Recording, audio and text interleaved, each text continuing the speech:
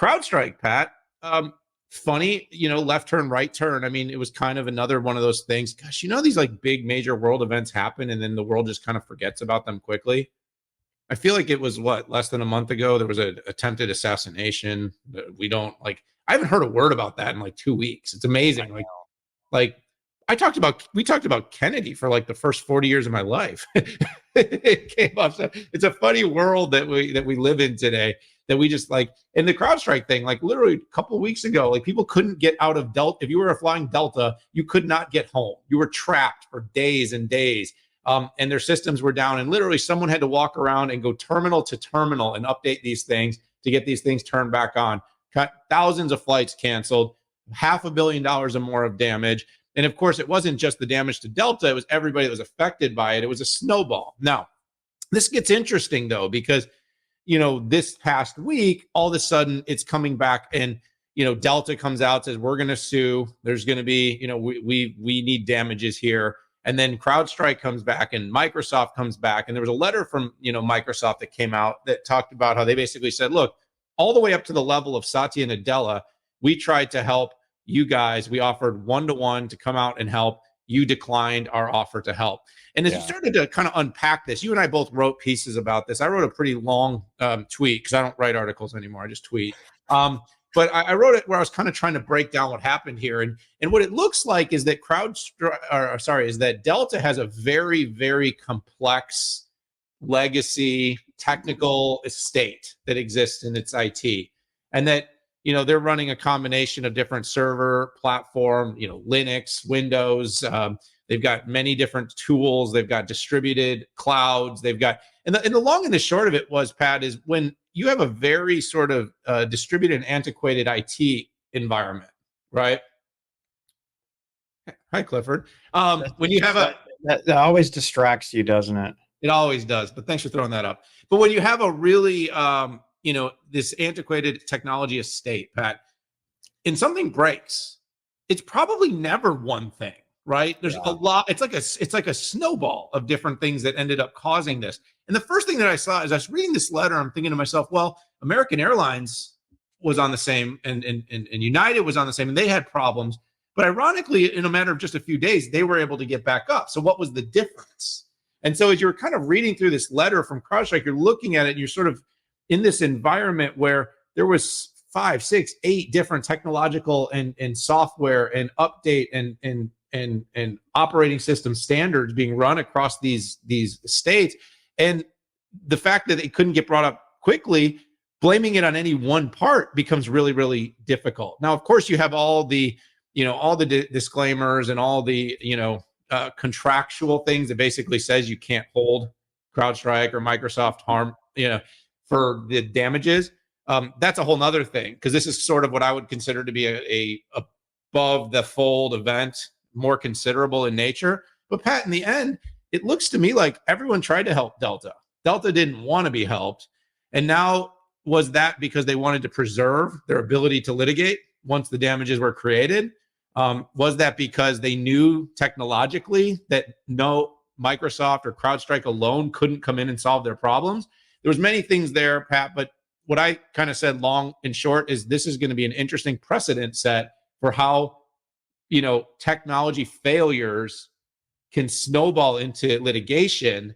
And when a single point of failure creates a snowball of failures across this technology landscape that most enterprises have, full of technology debt, full of different software, Linux and Windows and different clouds, who is to blame? It's very complicated. In the end, though, I think Delta is trying to save face, but I'm not particularly optimistic that they're gonna have a good experience in court when you start unpacking what their IT environment looked like. There were definitely mistakes made by CrowdStrike overall. They sent a corrupted file, which sent it spiraling. And customers have the ability to test stuff, and this is a classic thing that goes on in the enterprise. You don't just send out a file to 125,000 stations without testing it first, unless it's 0 day. And these updates from CrowdStrike do come in different flavors. And a lot of people just, even though it wasn't 0-day, they went ahead and did this. And the weird part about Microsoft is there's a couple things going on there. First of all, Microsoft somehow gets implicated in crew management systems. That's how you get the crew in the right place at the right time.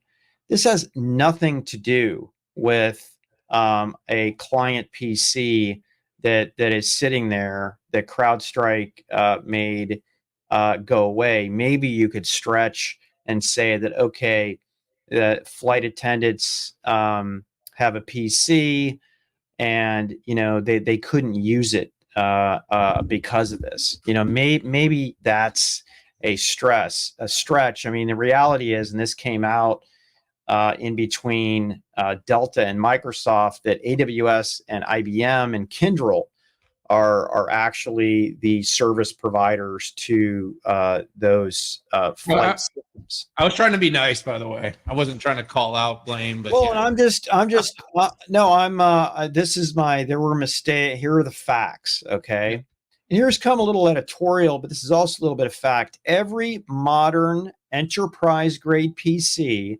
in the last 10 years has the ability to go in and delete files and replace files without having to boot the PC into the operating system. And that's through BIOS. And they can do it in mass capabilities. So I have to conclude, and I actually hope this goes to court with discovery, is I want to know, how old were those PCs that Delta has? Did they turn on this BIOS capability to be able to go in and literally automatically take out the corrupted file and put the new one in and reboot the PC? What were the procedures that were going on there? So yeah, that's where I am. I mean, I think it is just to net this out, is a complete CYA by the leadership team at Delta. Cover your ass, because the board wants heads, and the leadership team doesn't want to all get fired. And who are they going to blame? And I'll even go one step further. And with Satya Nadella reaching out and nobody even responding, reaching out to the CEO on multiple times with an offer to help. And think about how many times Microsoft has helped people who have issues that are in and around Windows. It borderlines negligence. Yeah. Well, I think they were, like I said, I think if once the litigation decision was made or considered, it's a preservation thing. You start to take on help, and then it starts to negate the opportunity for possible damages to come in. Pat, I by the way, some great comments have come in here, but the long and the short is that there's some learnings here for IT. There's some learnings here for software providers. If there is any damages, it will change the industry. It will cause a meaningful change in the industry going forward. And of course, Pat, this was the worst I've seen in a long time in terms of something that actually affected mass numbers of consumers. We've seen, these unique one-offs inside of one company, or these ransomware attacks that have been substantial. But this was a lot of, like you used the word, I think it's good. There was quite a bit of negligence that led to this. It is going to reshape some IT decisions.